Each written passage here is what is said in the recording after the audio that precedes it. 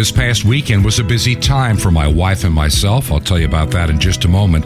Plus, I have some very important stories that I need to share. This is Truth to Ponder with Bob Bierman. And welcome to the Monday edition of Truth to Ponder. And I'm your host, Bob Bierman. Brand new week. Here we are entering the second week of the month of December.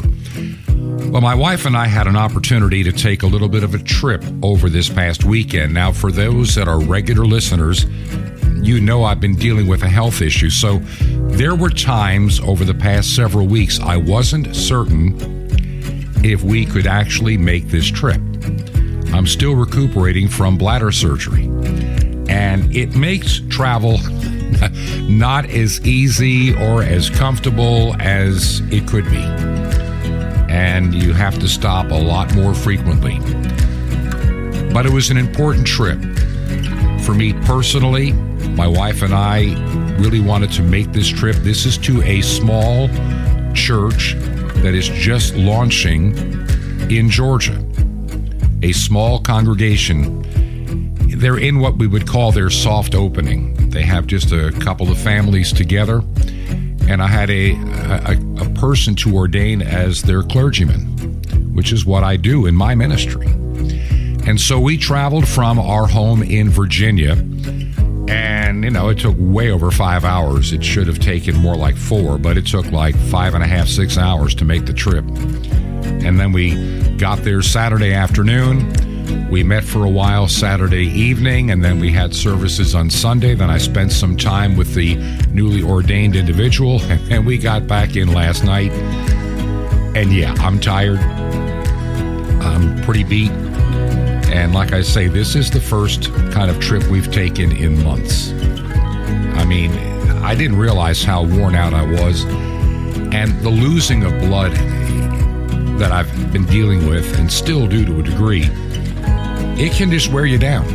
And so some days are not as easy as others, but I want to thank you for your prayers. And I'm thankful to God for the opportunity that I had to spend some time with this young guy.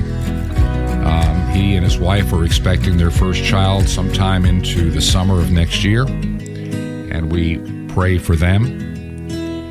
And he's one of these kind of people, and this is what I find so exciting, as he and I got to know each other better. He's the kind of a person that fulfills what you read in the Bible. Here I am, Lord, send me, send me. He will do anything in his power, take financial risk, whatever the Lord asked him and his wife to do, to serve God. And you don't find that as much anymore today, but there he is, putting his life on the line. And I have others that I'm talking to, and so I pray for health to keep me going so I'm able to do the things that I need to be doing in the days and the weeks and the months ahead. So I just wanted to say that at the beginning of the program, that we had this trip. So if I seem a little tired in my voice, you'll understand. I got a pretty decent sleep last night, but it was a long trip getting home and way after dark. And when you start getting a little older, you know what I mean, when you have to deal with trucks and people speeding on highways in the dark, in the mountains, it's not as easy as it used to be years ago. So keep me in your prayers.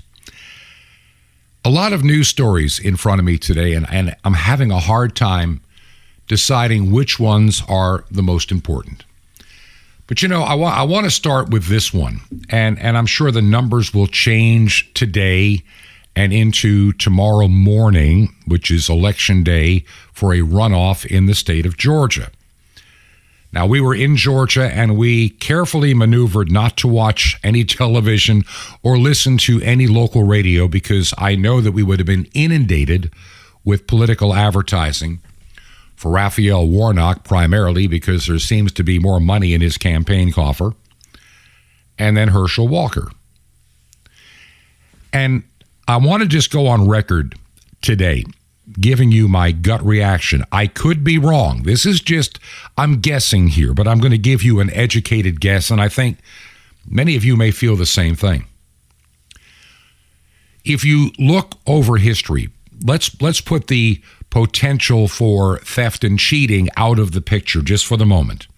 Let's assume that never happens. I know that it does.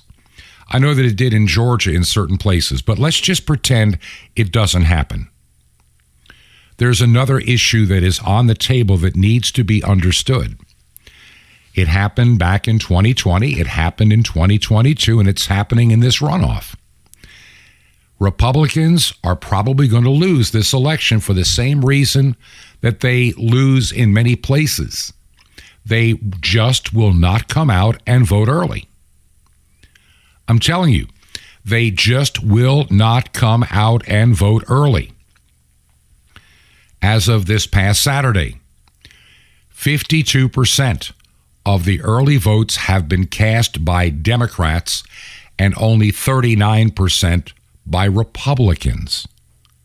And so what happens is what happens in Arizona. Republicans wait for Election Day because it's our tradition to come out on Election Day. Well, you're going to have to start playing dirty by the rules that your opposition is playing by. It happened in Pennsylvania. It happened in Arizona. Remember, Arizona, Republicans waited till Election Day, and then all over Maricopa County, half of the voting machines, at least, we know that over a third, mostly in, shall we say, strongly conservative areas, there were voting issues. Machines didn't work. Printers failed. They couldn't read ballots. People were waiting in lengthy lines for hours, and they got disappointed and left. Now, that could be by design. I'm not saying that it is, but it really could be, considering that the Secretary of State, the classless individual who is also running for governor of Arizona, she's the one that was implementing that election along with the Democrat-controlled Maricopa County. And so to have these issues show up election after election after election, you better start understanding that Democrats have got you pegged. They know full well you are not going to show up until Election Day. They're the ones guilty of voter suppression, not Republicans. That bill signed by Governor Kemp, and while he is far from my favorite Republican governor in the country and doesn't rank even in the top governors that I've known in the state of Georgia, the bill that was signed in the state, I think, was more than generous and stretching far beyond what the founding fathers of this nation ever envisioned in terms of availability of voting. The truth is that more Democrats have come out to vote and vote early and vote easily or by mail or by whatever than ever before in the history of the state. So these arguments from the Stacey Abrams and others fall, to me, they're pointless, fruitless, and feckless, fraudulent arguments. They're bizarre. But see, they believe in telling the big lie long enough so you believe that it was all voter suppression. What is really happening is Democrats have figured ways, legally, to suppress Republican voting. And in some cases, I think illegally, like what happened in Maricopa County. Yes, I'm going to say it. I really believe that somebody intentionally made sure that everything was screwed up royally on Election Day, knowing the Democrats had already voted. Let's suppress that Republican vote. It happened. There's no doubt in my mind it happened. So the story is predictable. Democrats have already voted. Republicans will come out on Tuesday. And you watch. Maybe it won't be ballot printers running out of ink, tabulation machines jamming, but there may be long lines getting longer and longer. The Democrats don't care. They've already got their votes. They've already stuffed the ballot box. And those that'll be waiting for hours to vote for Herschel Walker will be largely Republicans. The Democrats will succeed once again in voter suppression. Question: When will Republicans ever learn? We worry about our votes, if you're conservative, being lost through fraud. I'm not even a registered member of the Republican Party anymore because they've gone to leftist for me. Mitch McConnell has lost me as a Republican. I'm a conservative, and I will vote accordingly. The Democrats didn't win any election because of Trump or Biden. They just mastered the art of getting out the vote.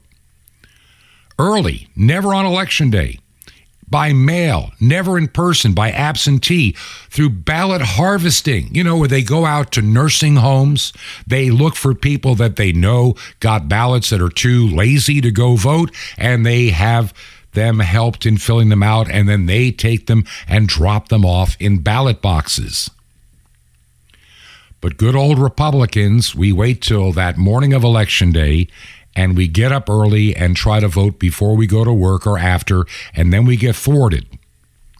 We get trounced, and they laugh at us. Those silly Republicans, they're not going to learn. They're too stupid to learn that the Democrats have figured the voting out. If Republicans ever plan to win, they're going to have to get serious about playing by the newly established rules to make it fair. They need to get the vote early. They need to get their people and their base out. They need to harvest ballots the same way that Democrats do.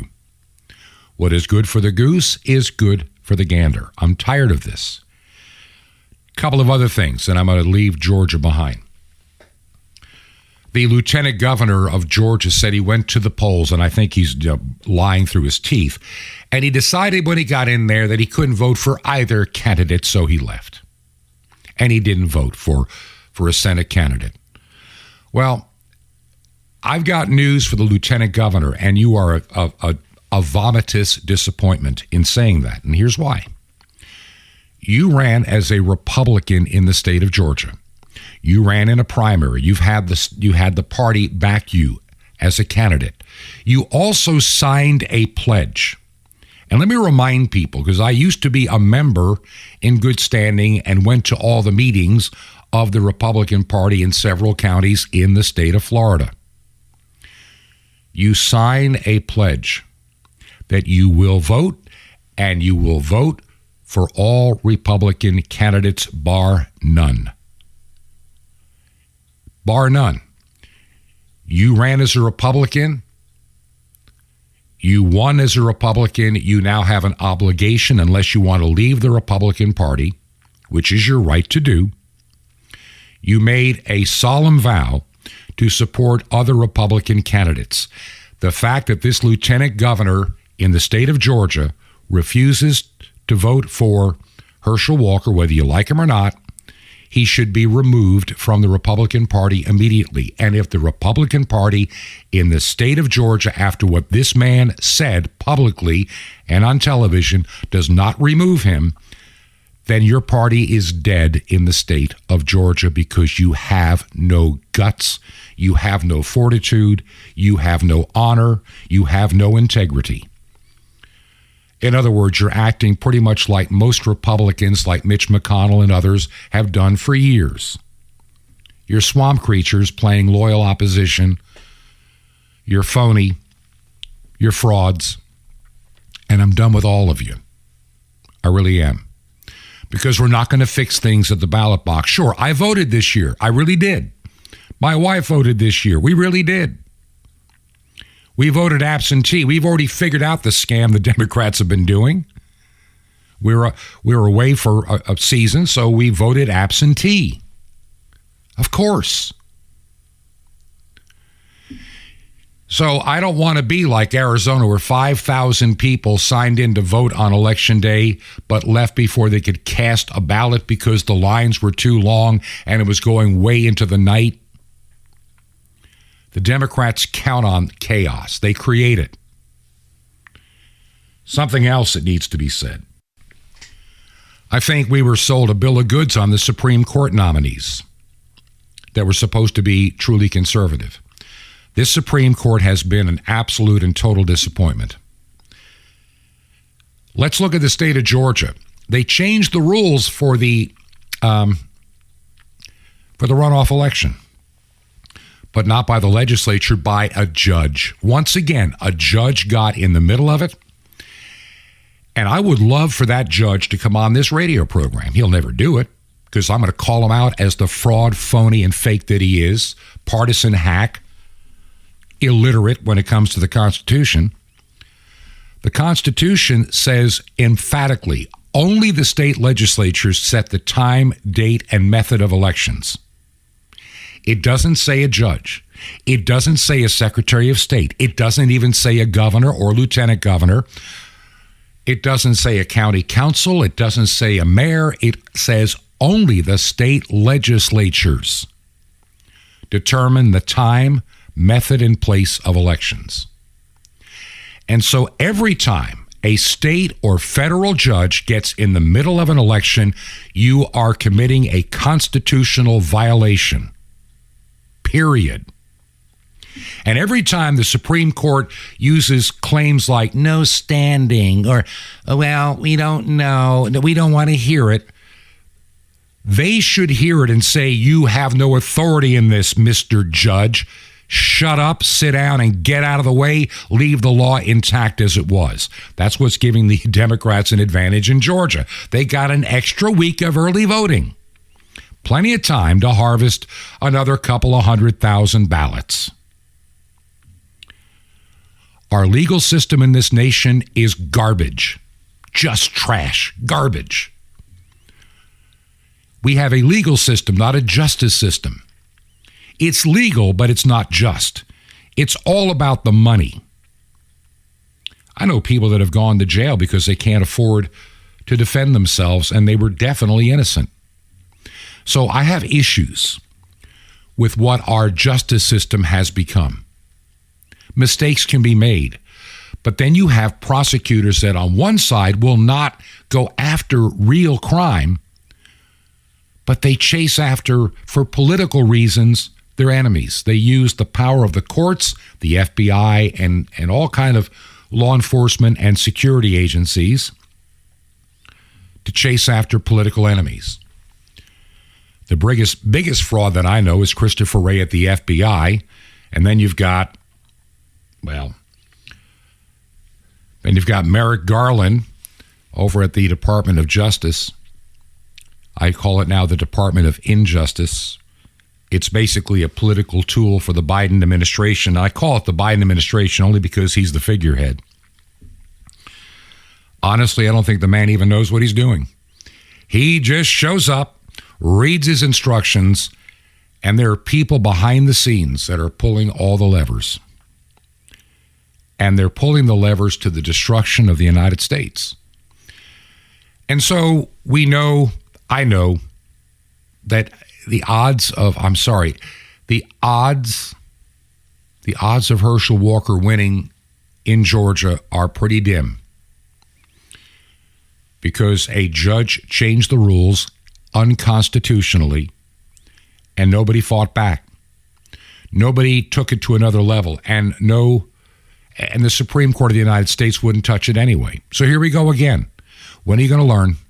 You're not fixing it at the ballot box. I'm sick and tired of, Bob, don't worry. We're going to fix it in 2022. We're going to get the House and the Senate. Didn't happen. Barely got the House, and we're not going to get the Senate. You're not going to get it. Well, come 2024, you wait and see. We're going to fix it, and Jesus could return like it's post-mill because we're going to fix it so good. Don't count on it. Stop counting on it. I'm getting sick of this, putting your hopes in politicians. And don't count on the mainstream media, social media, though it's going to be fun to watch what happens to Twitter over the next weeks and months. But, as long as the current Department of Justice or Injustice is in power, nothing is going to happen. The word will get out to people like you and I, but to those that watch MSNBC, to those that watch CNN, to those that just don't pay attention, they'll be clueless as usual and led around in their little utopia. And they'll believe every lie that they're told. You remember during the early days of the pandemic, a lot of people were beginning to say, this virus came out of a lab. And everybody in government, including Anthony Fauci, Collins, and all those, everybody, Francis Collins, Fauci, the people at the CDC, the people at the WHO, the WHO, all said, no. It came from a bat somewhere in China that ended up in a meat market in Wuhan. That's the origination. I'm looking at an article. This came out in 2015. 2015, 5 years before we ever heard the word pandemic. And this was a study from 2015. And this is where people like Fauci and others were already playing with these gain-of-function viruses. And a SARS-like cluster of circulating bat coronaviruses show a potential for human emergence. They were doing gain-of-function study. Ralph Barrick, University of North Carolina, Chapel Hill, EcoHealth Alliance, Fauci, all together were working on these things. They were creating these monster viruses. There's no doubt in my mind about it.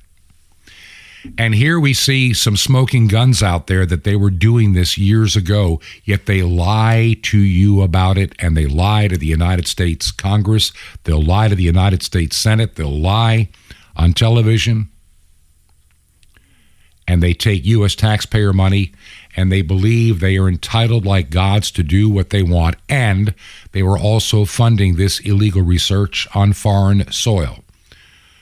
China, we know definitely. It is also very possible this kind of work may have been done in Ukraine.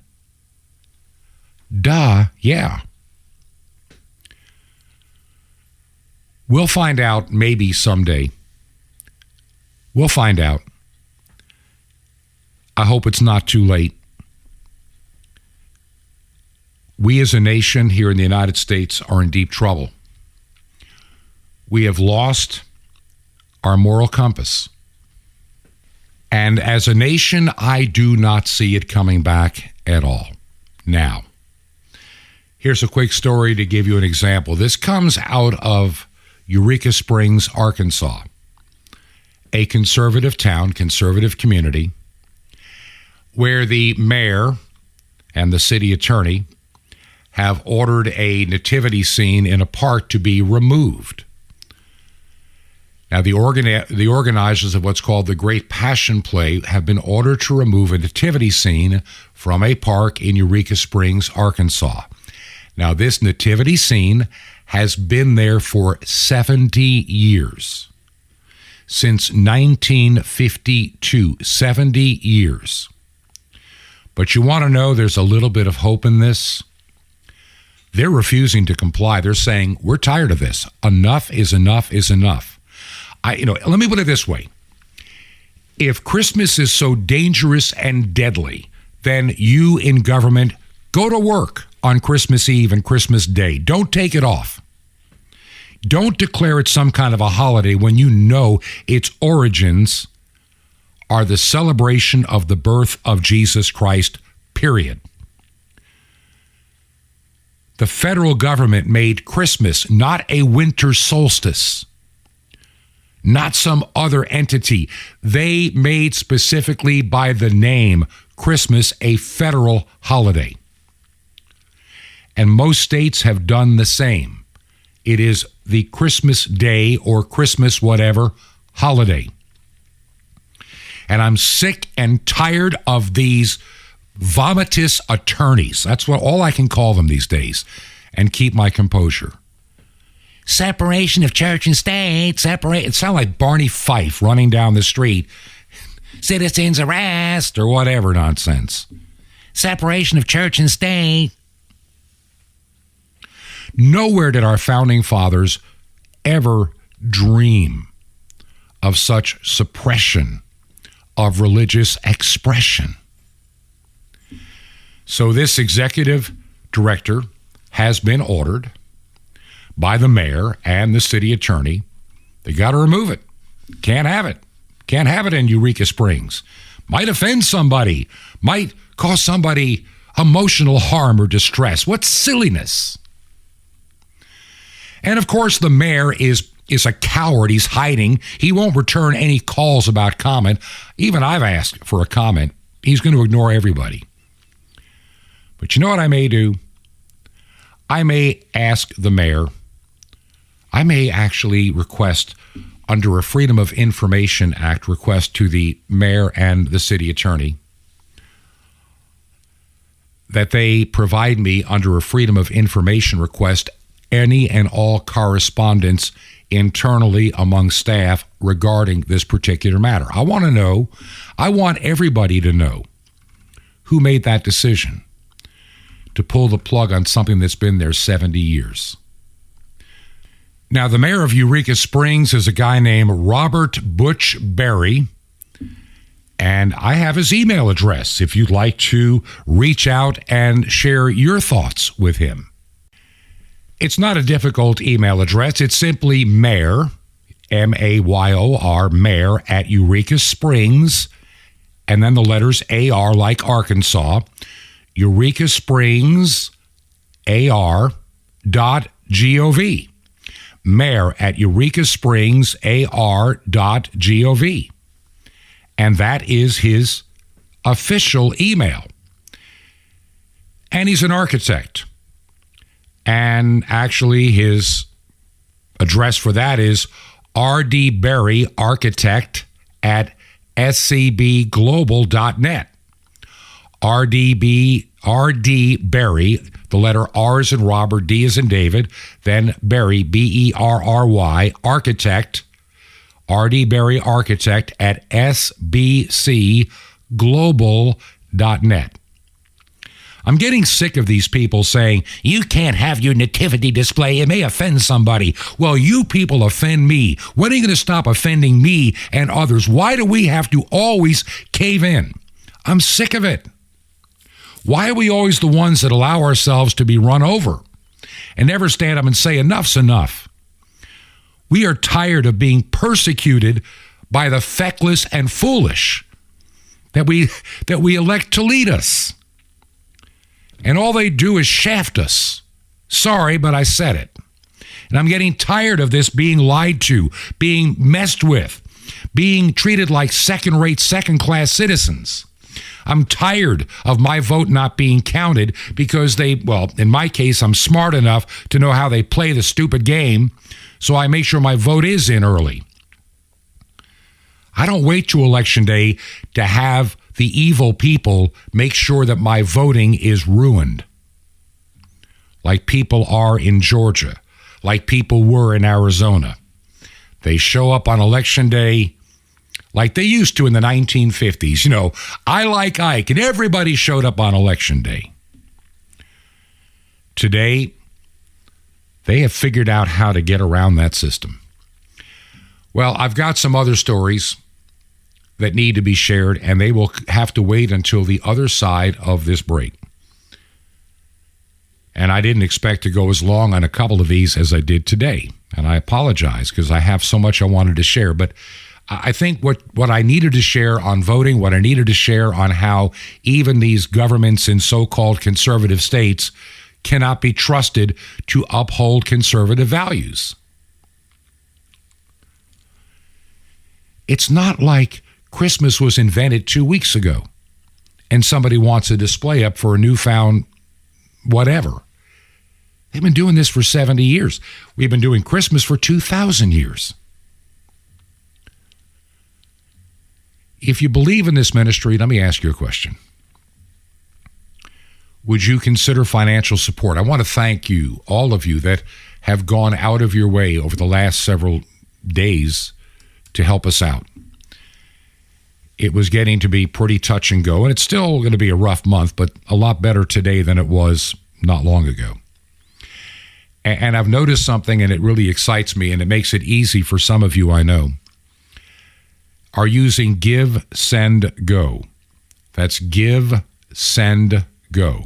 Give, Send, Go. I can't even speak. GiveSendGo.com. And if you go to our website, truth2ponder.com, truth2ponder.com, under support, you can find both our mailing address and you can see the link for Give, Send, Go. We no longer use PayPal for obvious reasons. I don't trust them. I just don't.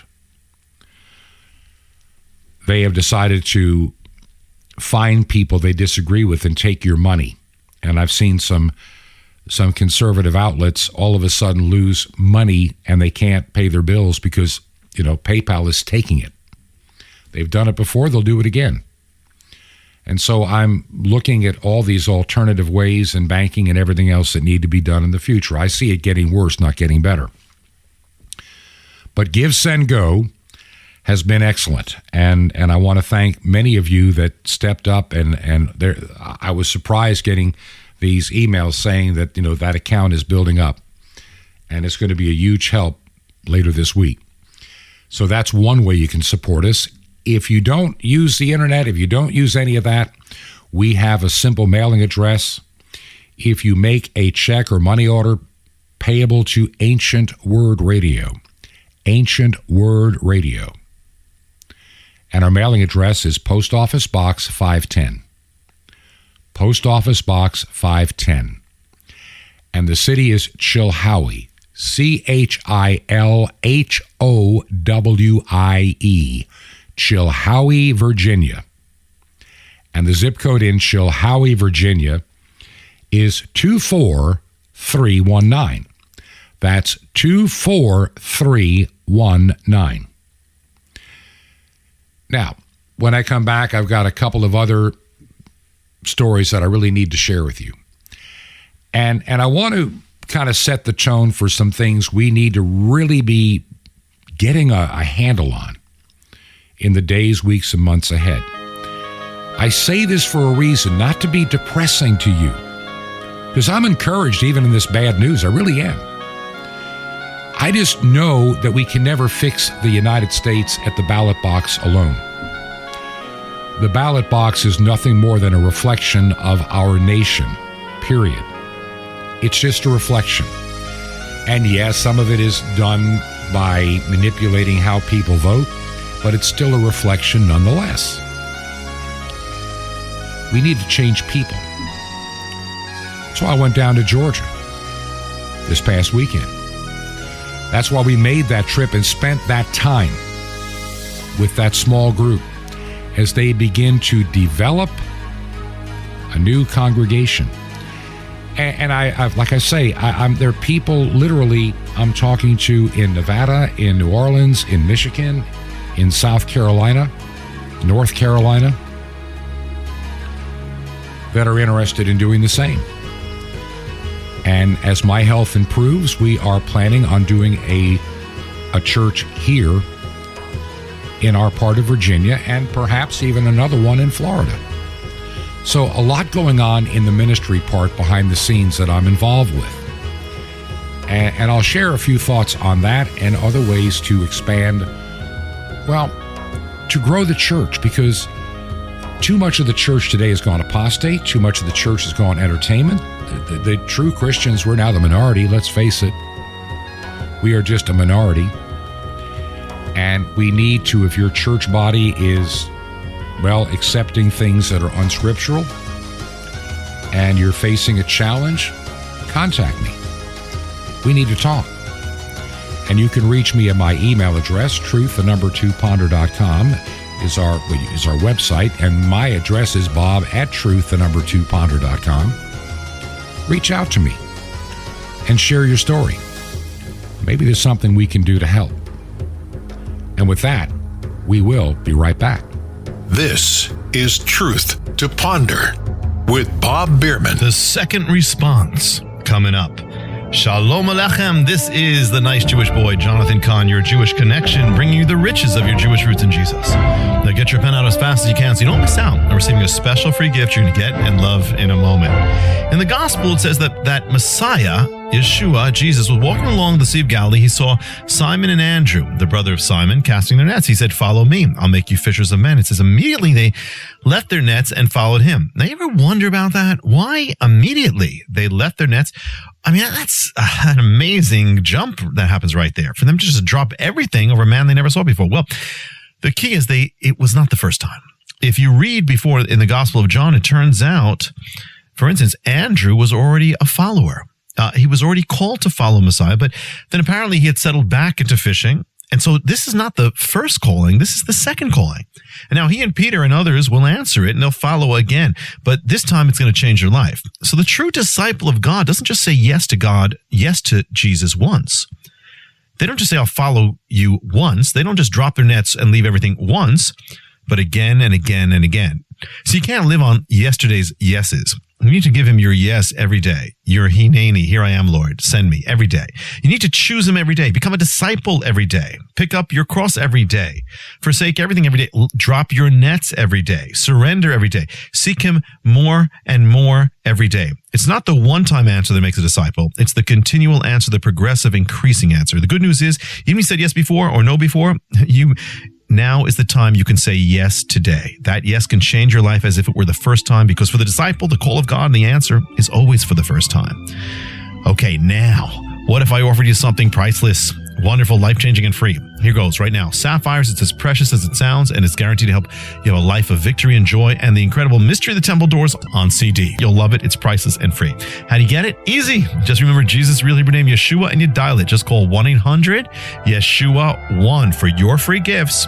You will be blessed, but call now, 1-800-YESHUA-1. I invite you to join me in bringing salvation back to God's ancient nation, Israel, and the unreached peoples on 5 continents with over 1 billion people. The most amazing way to ever change the world, impact the world through shortwave radio, blanket the earth with the salvation. It's amazing. Just call 1-800-YESHUA-1. That's YESHUA-1. Or you can write me at the Nice Jewish Boy, Box 1111, Lodi, Lodi, New Jersey, 07644. It's a Nice Jewish Boy, Box 1111, Lodi, Lodi, New Jersey, 07644. Well, till next time, this is Jonathan Kahn saying, give him your yes, be a disciple, drop your nets, my friend. He's calling you. Peace be to you, my friend, in Messiah, Or Haolam, the light of the world.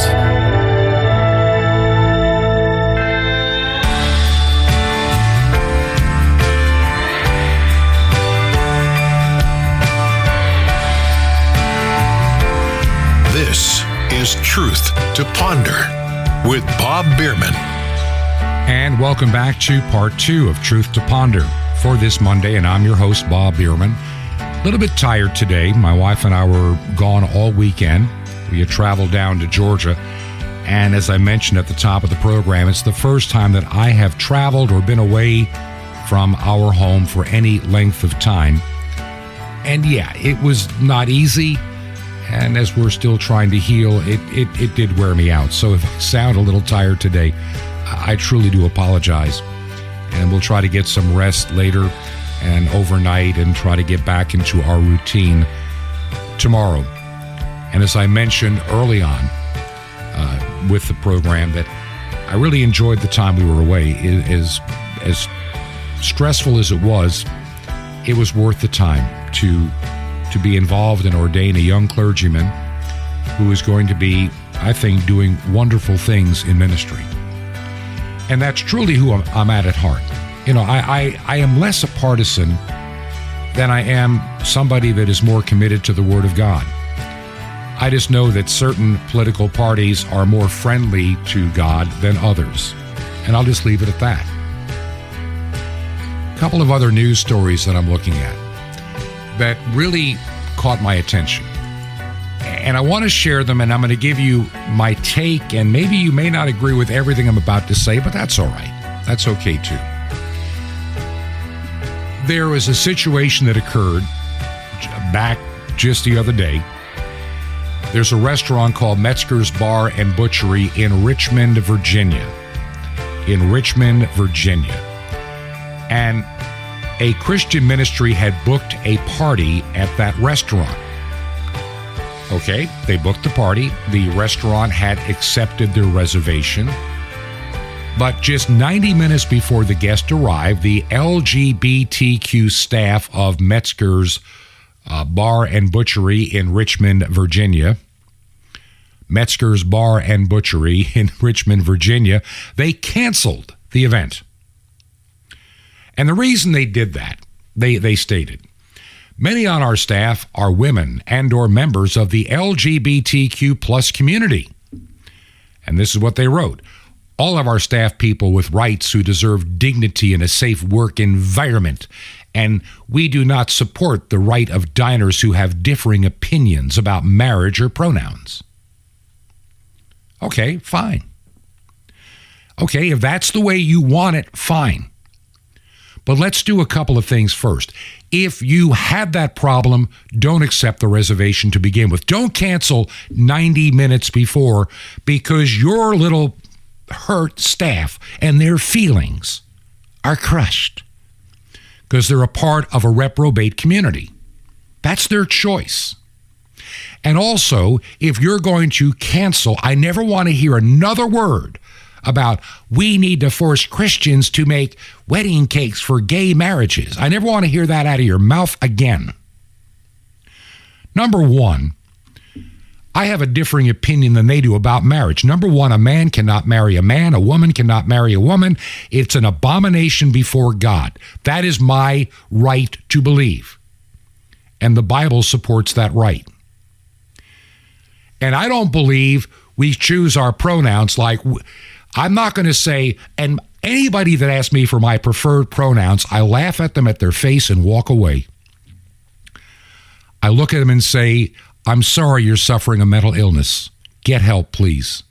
I'm not going to play your game where some male teacher now wants to be identified as a he or a she in front of his elementary school kids. This is demonic.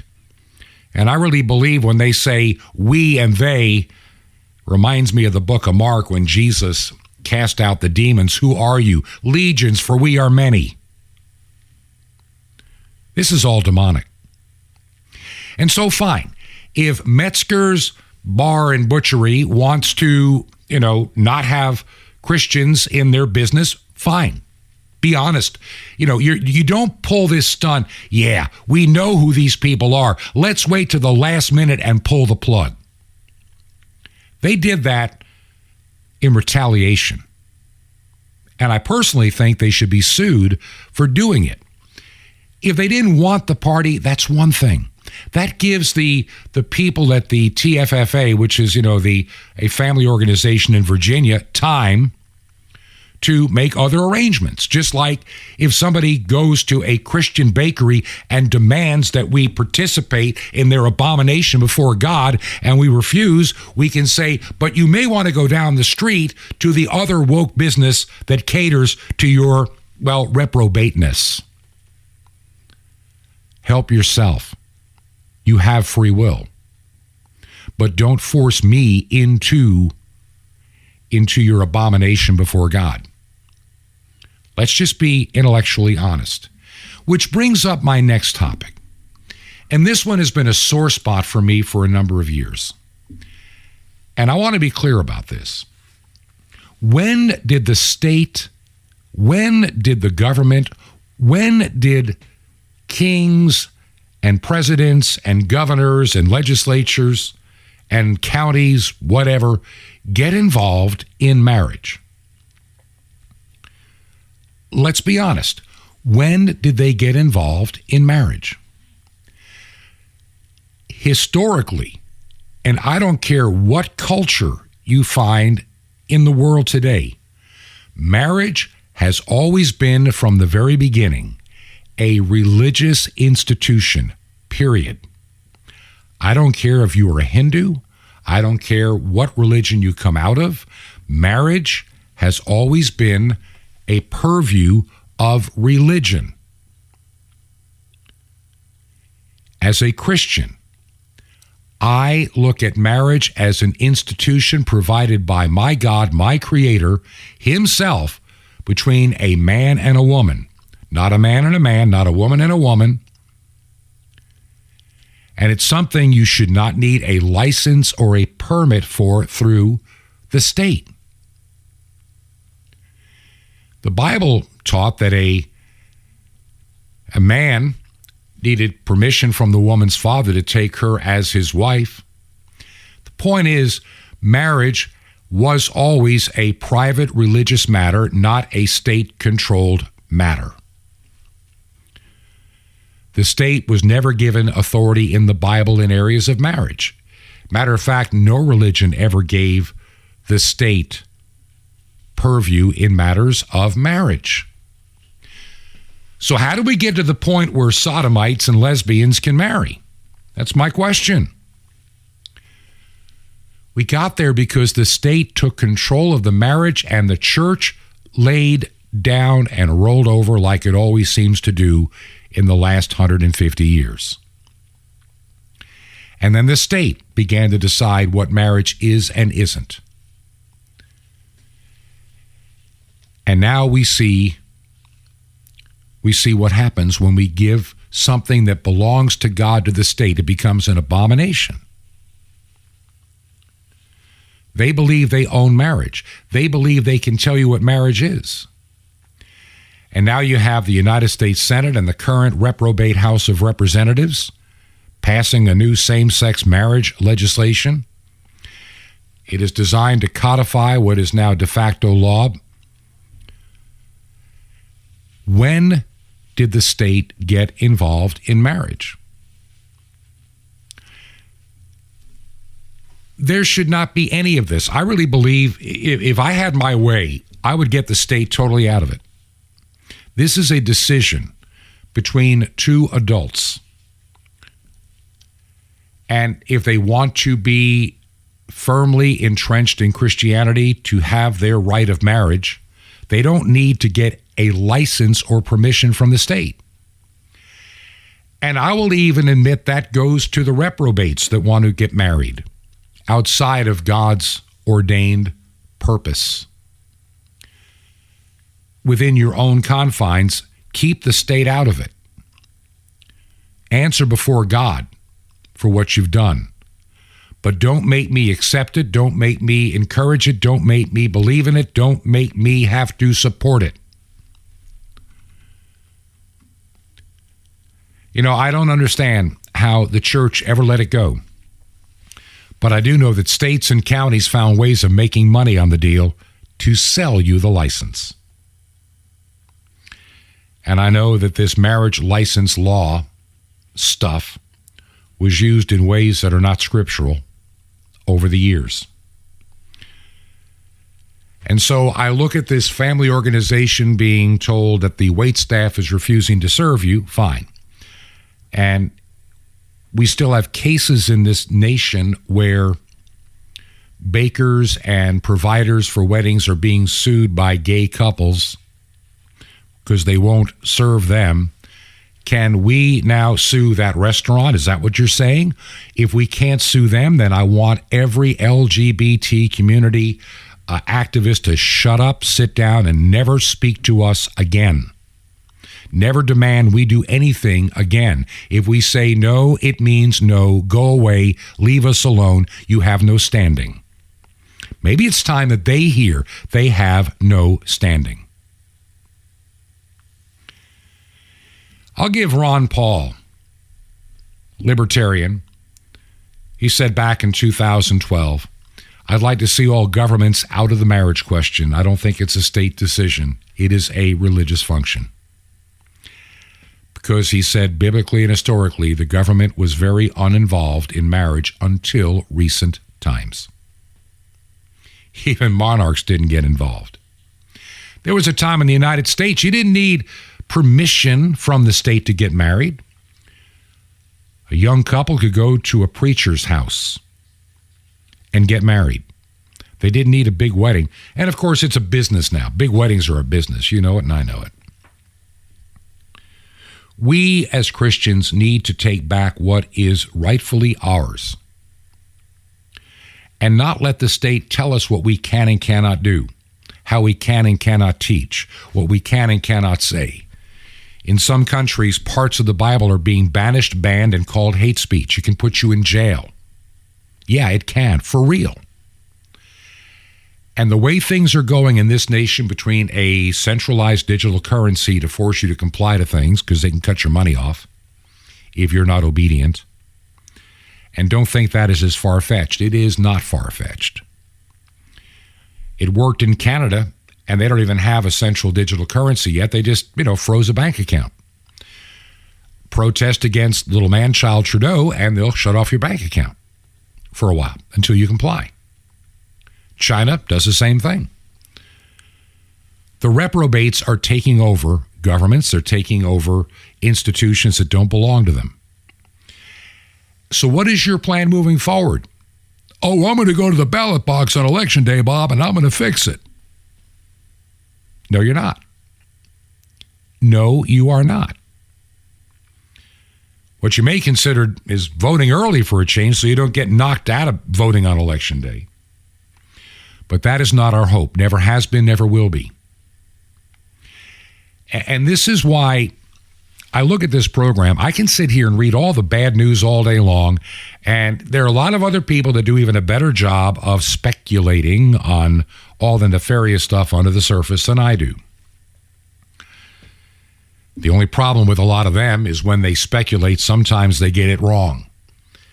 And I want to be so careful not to fall into traps of misinformation.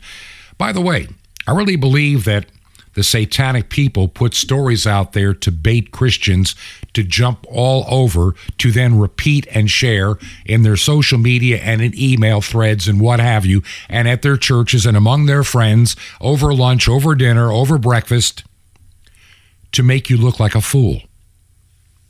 Because they'll let you share this story for a long time, and then they reveal the truth that embarrasses you.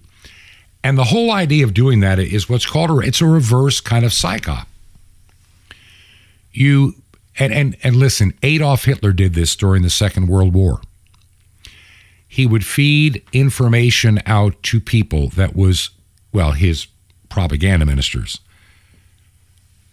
that opposition and resistance would grab on. And they would start sharing all this stuff. And then they were exposed for sharing stuff that was absolutely not true, and they lose their credibility in the eyes of their audience.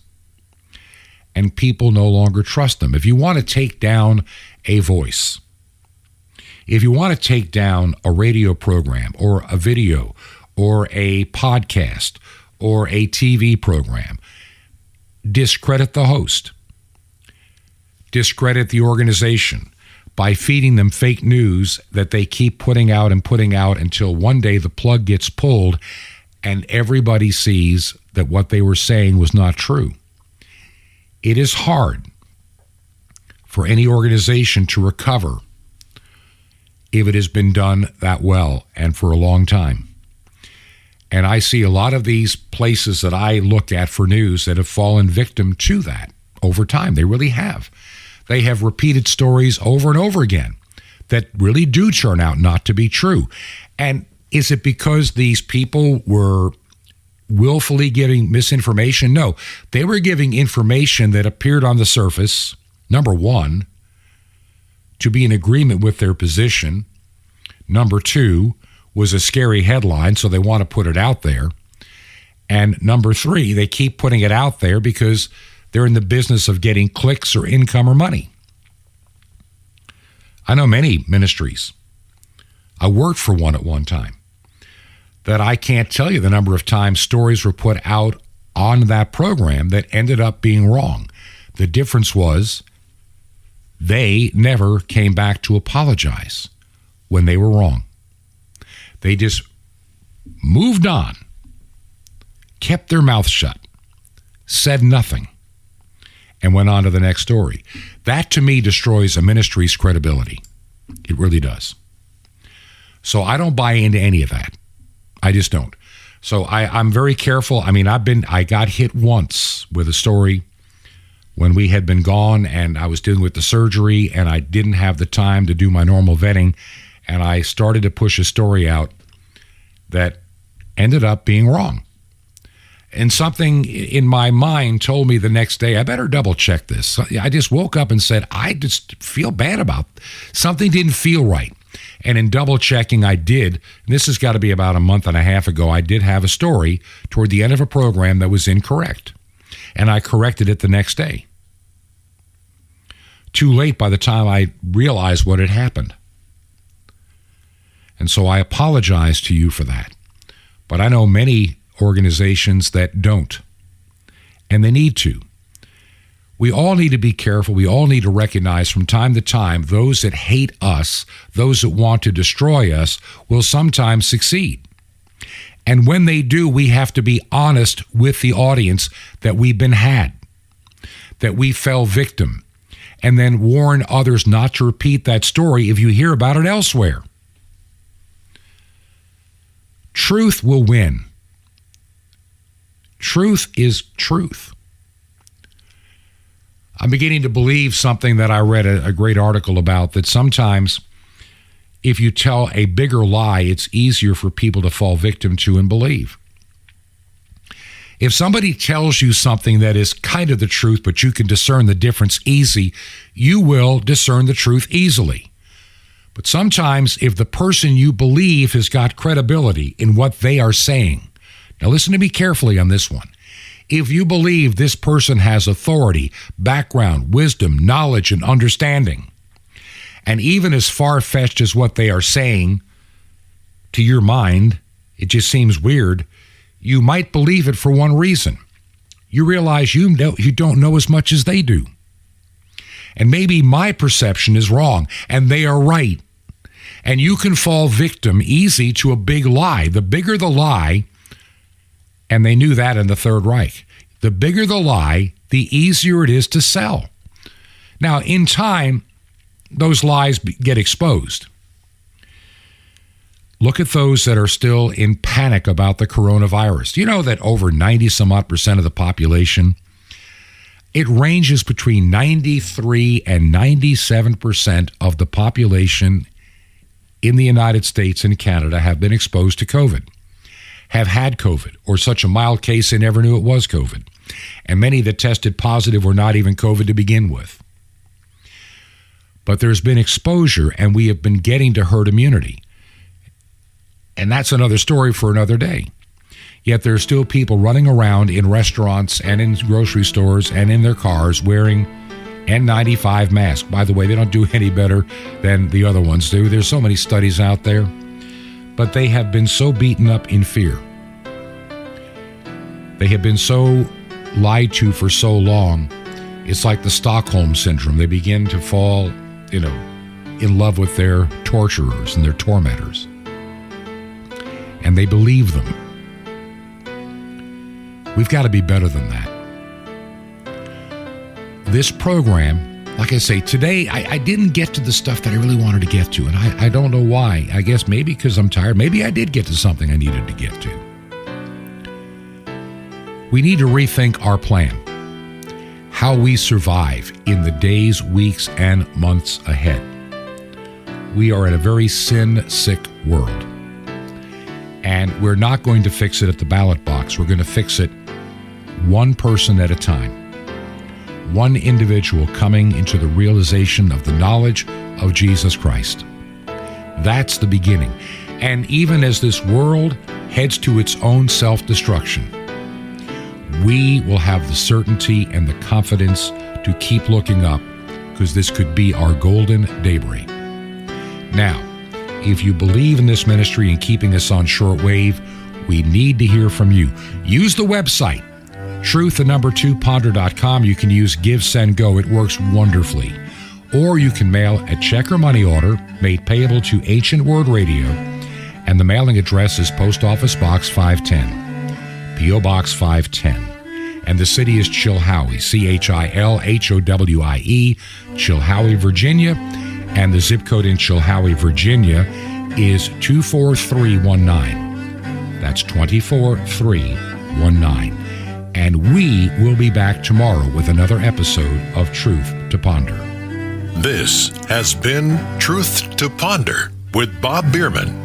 To find out more, visit our website, truth2ponder.com. That's truth2ponder.com. Truth to Ponder, shining the light of truth in a darkening world.